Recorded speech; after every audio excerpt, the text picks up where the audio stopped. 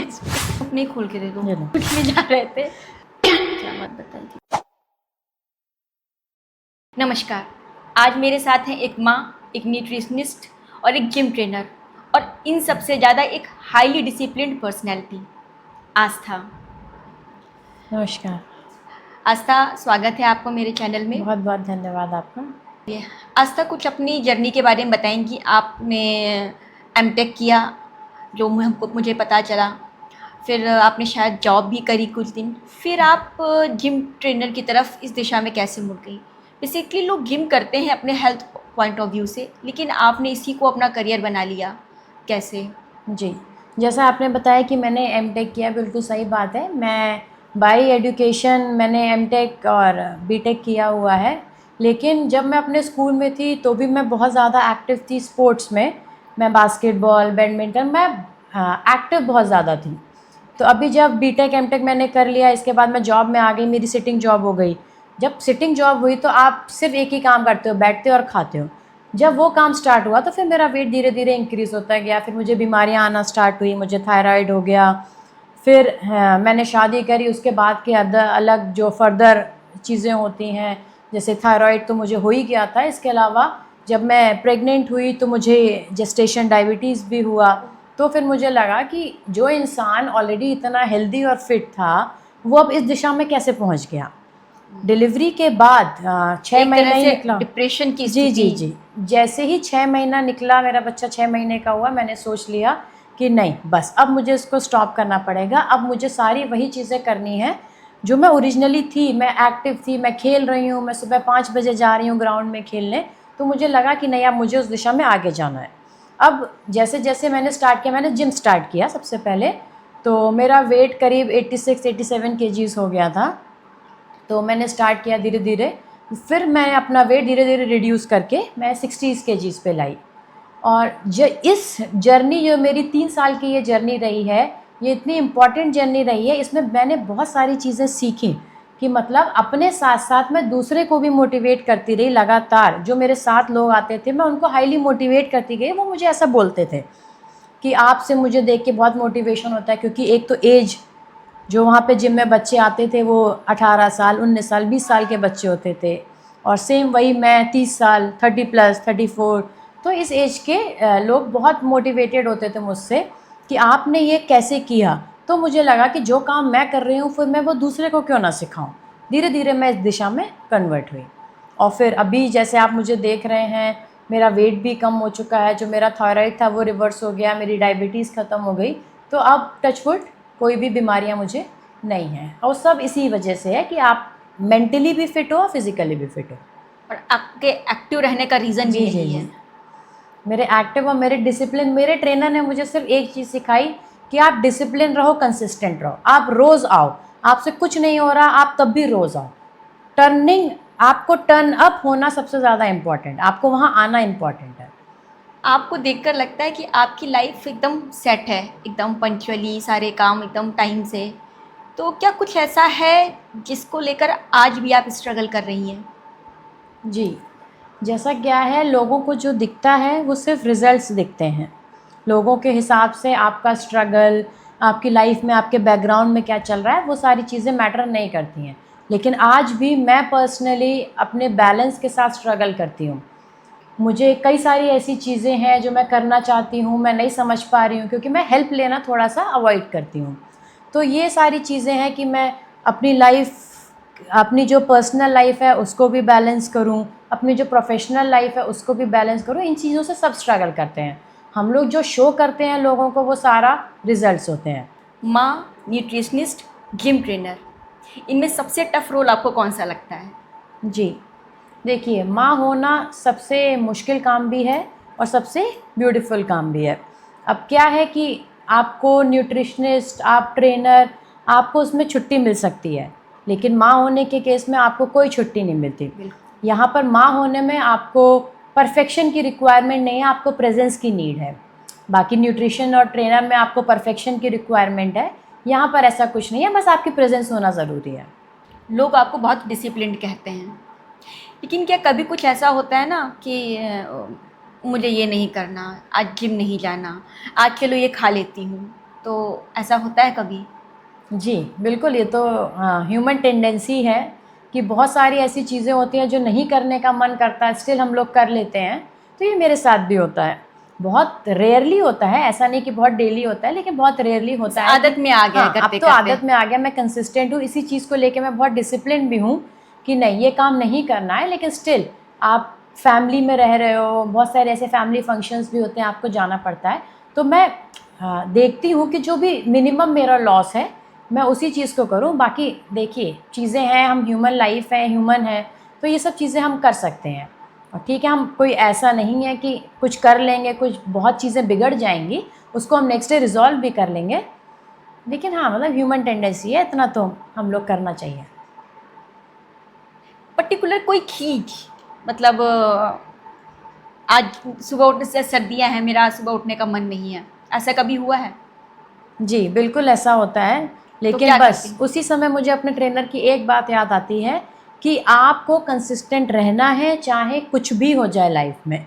आप कुछ, अगर मैंने फ़िक्स कर रखा है कि मैं 5:30 उठूँगी, तो मैं 5:30 ही उठूँगी। मुझे 8 बजे जिम पहुँच जाना है, तो मैं 8 बजे ही जाऊँगी। इसीलिए मैं बहुत पंक्चुअल हूँ। मतलब ये काम मुझे करना है तो करना है।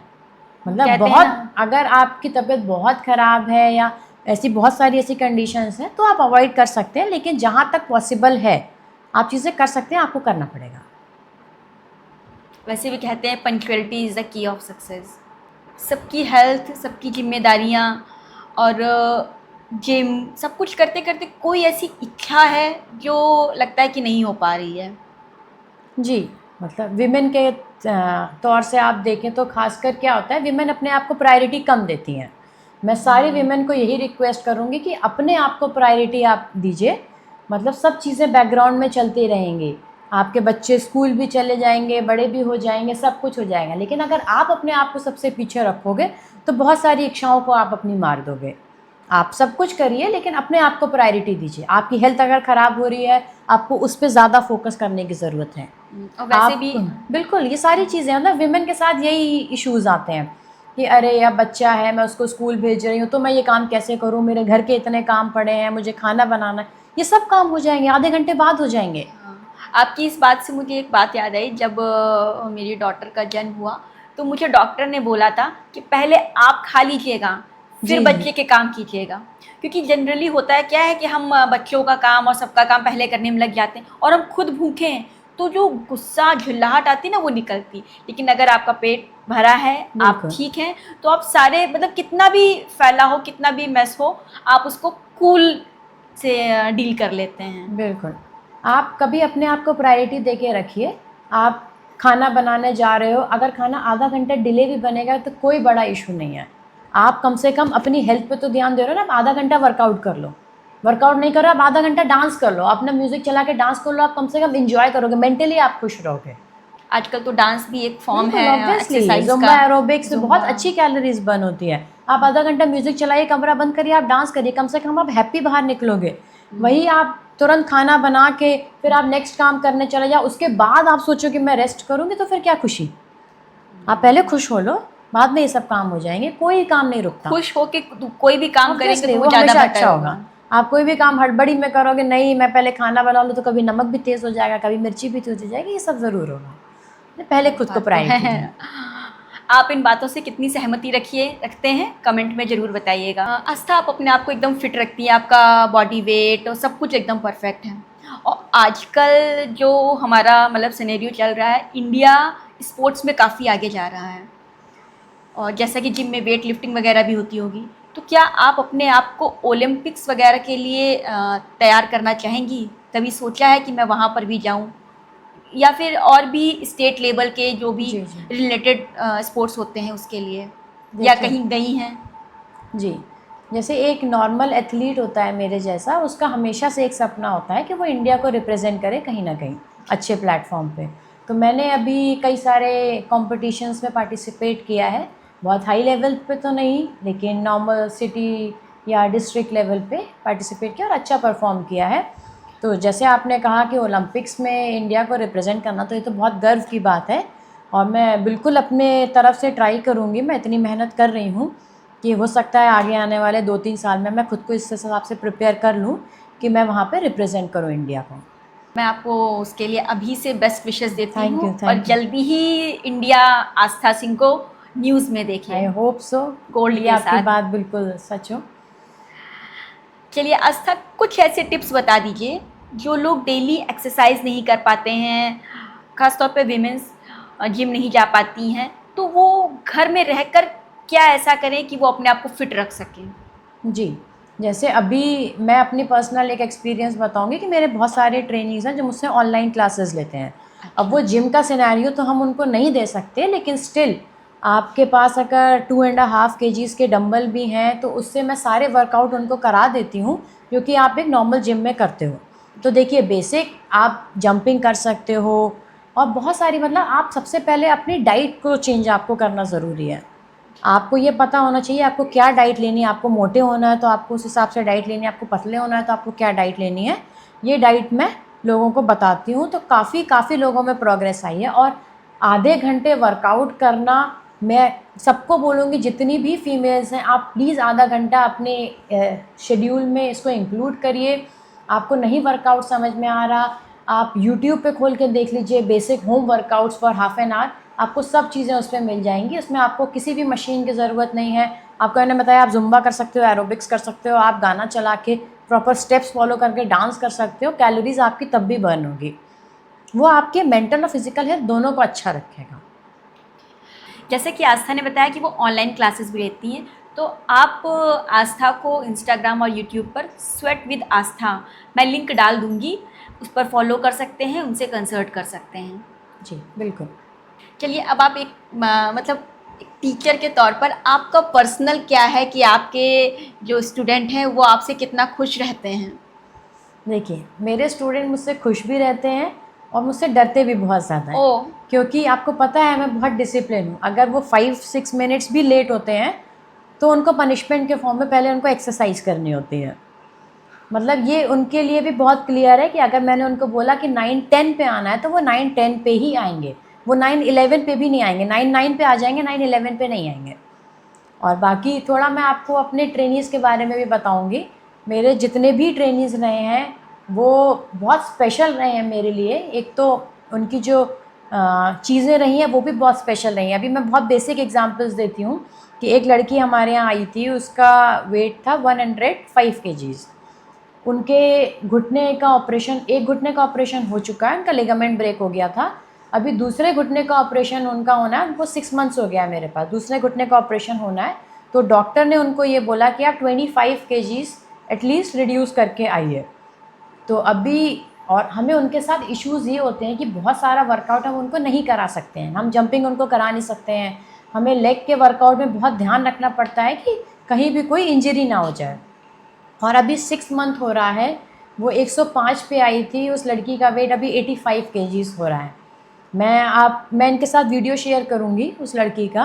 My fitness journey is quite a long journey I must say, क्योंकि मेरे पैर में आप जैसे कि देख सकते हैं दोनों नी पैड्स हैं। मेरी लिगामेंट इंजरी हो चुकी है, वो भी ग्रेड 4 की। बट स्टिल यहाँ के जो ट्रेनर्स हैं, specially my coach, my Guruji Aastha ma'am, she is training me with lot of discipline और बहुत ही पेशेंस के साथ वो मुझे सिखा रही हैं। तो उसकी वजह से काफी इम्प्रूवमेंट्स हैं मेरे लेग्स में भी, मेरे इंच लॉस भी हुआ है। 20 केजीज 20 ऑलरेडी केजीज उनका रिड्यूस हो गया है। जो हम लोग एक्सपेक्ट करके चल रहे थे कि 1 साल में वेट कम होगा, लेकिन वो लड़की इतना अच्छा वर्कआउट करती है। शी इज़ 35 ईयर्स ओल्ड, लड़की भी नहीं मैं कहूँगी, 35 ईयर्स ओल्ड, अ मदर। और उसने इतना अच्छा वर्कआउट किया थ्रू आउट मेरे साथ कि अभी 6 मंथ चल रहा है, उसका 20 किलो वेट रिड्यूस हुआ। मेरा नेक्स्ट क्वेश्चन यही था कि कितना टाइम लगेगा। अभी 6 मंथ में 6 20 मंथ ही हुआ केजी। है और 20 केजी उसने रिड्यूस किया। प्रॉपर डाइट, प्रॉपर वर्कआउट, हम लोग 1 से 1.5 घंटा वर्कआउट करते हैं साथ में, और इतना अच्छा उनका वर्कआउट रहता है कि 20 किलो सामने है। मैं आपको फ़ोटो भी शेयर करूँगी उनकी, आपको डिफरेंस साफ नज़र आएगा। फिर एक लेडी थी हमारे साथ, उसको पीसीओडी का इशू था, उन्होंने 3 महीने मेरे साथ वर्कआउट किया था। डॉक्टर ने उनको बोला कि आपको कंसीव करने में प्रॉब्लम होगी, जो कि पीसीओडी में बहुत नॉर्मल सी चीज़ होती है। और बाय गॉड ग्रेस अभी उसकी 3 महीने उसने वर्कआउट किया, उसका वेट रिड्यूस हुआ, उसका पीसीओडी रिवर्स हुआ, कंसीव किया और अभी लास्ट मंथ उसकी बेबी गर्ल हुई है। ओह और सब कुछ वाह। बहुत अच्छा है, बहुत नॉर्मल है, वो बहुत खुश है। मतलब उससे ज़्यादा खुश मैं हूँ कि मतलब चलो मेरे कुछ होने से किसी का तो फ़ायदा हुआ। आस्था, मतलब जिम ट्रेनर है तो आपका जो जिम है वो आपका पर्सनल है या आप किसी जिम में बस नहीं एज जिम ट्रेनर अभी हैं? मैं एज अ ट्रेनर हूँ। अभी हम लोग अपना जिम एक ओपन करने जा रहे हैं, तो कुछ ही टाइम में वो जिम भी ओपन हो जाएगा। बाकी ये लखनऊ में है। और मैं आप लोगों एड्रेस शेयर कर को जी दूंगी, जी आप लोगों अगर को जो भी इंटरेस्टेड जिसको हो भी वो। इंटरेस्ट हो वो डेफिनेटली आ सकता है। चलिए आस्था, आपसे बात करके बहुत अच्छा लगा। जी मुझे भी बहुत अच्छा आई लगा। होप हमारी ऑडियंस को भी कुछ जवाब मिले होंगे कि डिसिप्लिन कितना इम्पोर्टेंट है, अपने आप को मतलब मिनिमम हाफ एन आवर देना विमेंस को स्पेशली कितना ज़रूरी है। और ऐसा कुछ भी नहीं है, मतलब लिगामेंट सर्जरी हुई है और मतलब इतनी सारी प्रॉब्लम्स के बाद भी लोग 20-20 केजी वेट लूज़ कर रहे हैं। तो एवरीथिंग इज़ पॉसिबल। आप आस्था से कंसल्ट कीजिए, अगर आपसे अकेले नहीं हो रहा तो वो ज़रूर करवा देंगी। बिल्कुल डेफिनेटली। बाकी आप हमारे चैनल को फॉलो कीजिए, लाइक कीजिए, शेयर कीजिए और स्वेट विद आस्था को ज़रूर चेक कीजिए, आपको ज़रूर अच्छा लगेगा। जी जुड़े रहिए हो हमारे साथ, सकता आप है। भी हैं खास। कुछ कह रही थी? मैं कह रही थी हो सकता है आप लोग भी थोड़ा मोटिवेटेड हो जाएं। जितनी फीमेल्स हैं मैं तो यही चाहूँगी कि देखिए विमेन एम्पावरमेंट पे हम लोग बात करते हैं तो विमेन एम्पावर ऐसे ही होगी। मतलब आपको अपनी तरफ से स्टेप्स लेने पड़ेंगे। सबसे पहले तो अपने आप को मजबूत करना पड़ेगा। जैसे मैं इनको जानती हूँ, पूजा को, इनको बहुत टाइम लग गया अपना चैनल स्टार्ट करने में। हम लोग सब मोटिवेट करते थे, नहीं आप बहुत अच्छा बोलते हो, आप बोलो। तो इन्होंने भी मेहनत करी, आज ये इस स्टेज पर हैं। तो जब हम सब कर सकते हैं तो आप क्यों नहीं। हाँ, और ये जो हमारा कन्वर्सेशन है इसको ही स्टार्ट करने में काफ़ी महीने लग गए। बिल्कुल। चलिए, ओके। बाकी जुड़े रहिए हमारे साथ, आप भी हैं खास। जय हिंद, नमस्कार।